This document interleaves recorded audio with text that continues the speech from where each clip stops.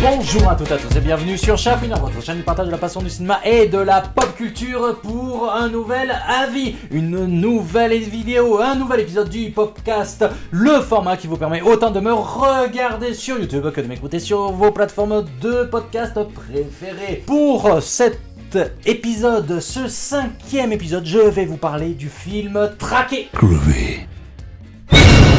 Traqué, ou de son titre VO No One Will Save You, un film de Brian Duffield sorti le 22 septembre 2023 sur la plateforme de SVOD Disney+.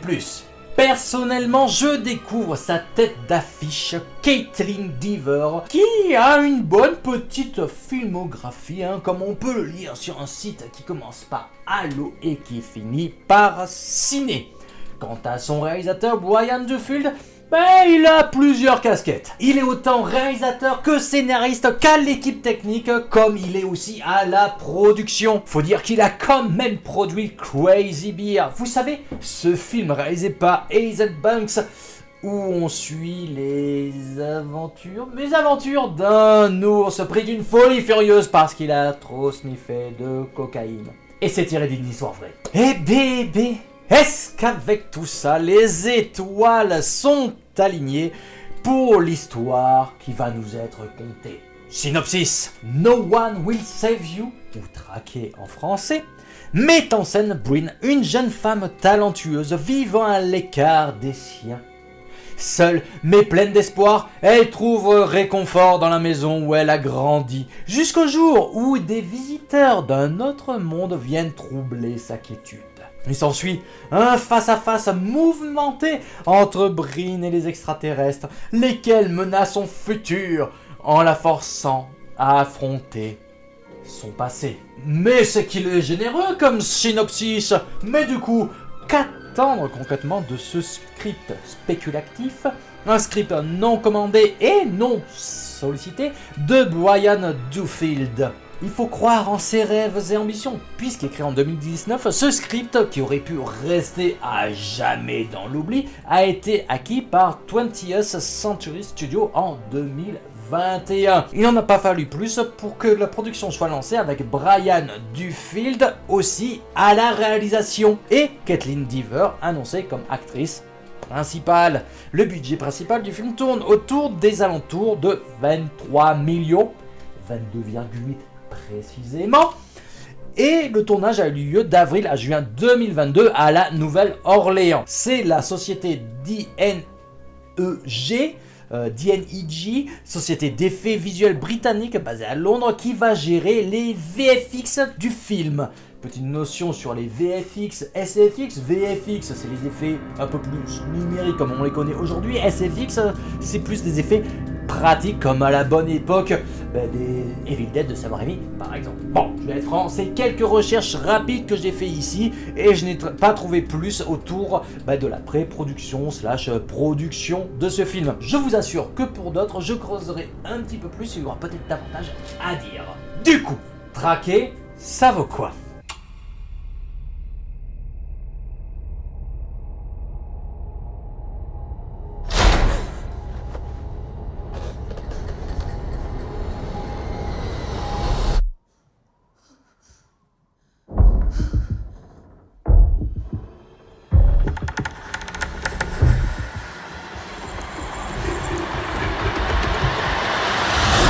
Au début du film, on va donc suivre Bryn qui vit dans sa maison d'enfance où elle un peu renfermée sur elle-même, où elle s'apitoie de la perte de sa mère, Sarah, et de sa meilleure amie, Maud.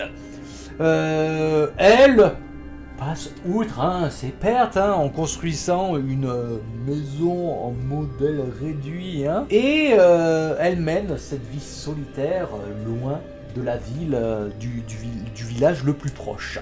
Une nuit, elle se réveille parce qu'elle a un intrus dans la maison. Et il se révèle que cet intrus n'est autre qu'un alien. L'alien utilise la télékinésie pour la soumettre, mais malencontreusement, elle le tue accidentellement avec le fragment du modèle réduit de la flèche d'une de ses aiguilles. Église. Brin se rend compte que tous les appareils électriques et que sa voiture, ils ont rendu l'âme suite à l'intrusion des aliens. Et elle se rend en ville pour découvrir qu'elle n'a pas été la seule à avoir été attaquée. Ses voisins l'ont été aussi. J'apprécie raconter les premiers actes des films dont je viens à parler. Je trouve que ça me permet de développer ensuite ma réflexion sur les différents aspects du long métrage que sont l'histoire, les thématiques, les performances des acteurs, actrices, l'image, les VFX et SFX, et pour finir, la musique. Traqué se présente comme un film de home invasion. Le home invasion, c'est quand un intrus s'aventure, s'infiltre dans une maison. Parmi les films de home invasion les plus connus, nous pouvons citer par exemple Don't Breath, qui est un film de home invasion inversé, puisque au final c'est l'antagoniste qui voit sa maison être infiltrée, ou encore You're Next. Ici, ce sont des aliens qui vont infiltrer, nuire à la paisible existence de Brin. Du coup, moi, ça m'a amené quelques petits doutes sur la réalité justement de ces aliens. Sont-ils vraiment là ou pas? Est-ce que ce sont les réels opposants? Qu'est-ce que c'est que ces espèces de petites bébêtes qu'on voit par la suite? Sans trop en dévoiler. Est-ce que ce serait peut-être ça que traquaient les aliens? Est-ce que peut-être qu'en s'intrusant chez Brin, ils voulaient la préserver de ces créatures? Beaucoup de questions, mais en tout cas, une chose est sûre. Il y a quelque chose qui cloche chez Brin. Pourquoi elle? Est-ce qu'il y a des nuances qui ont joué? Est-ce qu'il y a des nuances par rapport à son passé qui entrent en jeu? C'est ce qui a mené pour moi toute une réflexion quant à la thématique du film. Des thématiques que j'ai essayé de décortiquer, de trouver tout du long du visionnage. Car oui, ce film a quand même quelque chose à nous raconter. Est-ce le deuil? Il faut dire qu'il y a quand même une notion de manque. Ce manque, en plus du fait qu'il n'y a que peu de dialogue dans le long métrage, vient à l'accentuer. Le deuil, une notion qui évolue pour se transformer sur les derniers instants du film en culpabilité. Et ça, je vous laisse le découvrir. Nous pouvons également parler de l'isolement social. Brin est en effet un personnage isolé d'autrui. Loin de la ville / village le plus proche, elle construit une réplique de sa ville / village en modèle miniature chez elle. Et peut-être peut-on voir l'intrusion de l'alien comme une sorte d'allégorie de autrui qui s'introduit dans sa vie. Un envahisseur. Et ça nous ramène au genre du home invasion, une invasion qui la pousse à sortir de sa zone de confort, ici, la maison, et à se confronter à son passé, à ses peurs, notamment sa culpabilité. Bon, c'est peut-être un petit peu trop perché, mais sur certains aspects, pour moi, c'est ce qu'on peut tirer de ce que le film de Brian Duffield aurait à nous raconter. En bref. D'accord, et restons zen. Traqué de Brian Duffield.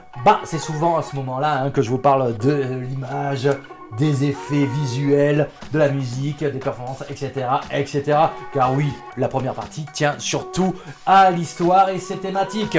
En soi, moi, ça m'a quand même intéressé, ça m'a beaucoup happé, notamment aussi par, comme je le présentais, cet aspect un peu particulier du fait que le personnage de Brin ne parle pas ou très peu tout du long du film. Ça permet de mettre en valeur justement une Kaitlyn Dever qui crève littéralement l'écran. Vraiment, la première fois qu'on l'entend parler, je me suis dit, j'ai rêvé, qu'est-ce qui s'est passé? C'est le premier mot qui se passe, puis le film continue, et d'un coup, elle s'excite un petit peu, comme j'ai pu l'évoquer dans la première partie du film, sur sa voiture, parce qu'elle démarre pas. Et du coup, là, ça m'a presque fait sortir du film, mais au final, on se dit, ok, vraiment, elle crève l'écran, et justement, son interprétation est renforcée par l'image, une image belle, mais qui par moments, dans certains moments les plus sombres, donne envie de rehausser la luminosité de son écran. Je retiens aussi ce petit moment là où il y a des éclairs au loin qui s'avancent, il y a les nuages qui s'assemblent, les éclairs, tout ça. C'était vraiment très beau. Ça me permet justement de parler des VFX et SFX. Bon là je pense qu'on peut plus parler de VFX puisque ça tient plus des effets numériques, notamment par rapport aux aliens qui sont tout le temps 3D. Bah bon, ça passe, mais bon, dans certaines conditions, les personnages sont surélevés et justement ça peut venir à faire un petit peu tiquer. Après, sinon, vraiment, ça le fait. C'est même un petit chouïa cracra, l'effet parasite. Enfin bref, j'en dis pas plus. Si ce n'est que les musiques de Joseph Trapanes, après avoir écouté la bande originale, pour pouvoir bien en parler sur la radio où j'anime une émission sur le cinéma et la pop culture, ça passe. J'ai pas retenu de thèmes mémorables comme ça en visionnant le film. Il y en aurait peut-être quelques-uns après avoir écouté la bande originale, notamment le morceau I'm Sorry. Mais sinon, ouais, c'est sympa. En soi, ça fait le café, c'est tout sympa et ça peut être une suggestion appréciable pour ce mois d'octobre, dédié un petit peu beaucoup à Halloween. Donc n'hésitez pas à le visionner. Qu'est-ce que vous en pensez ?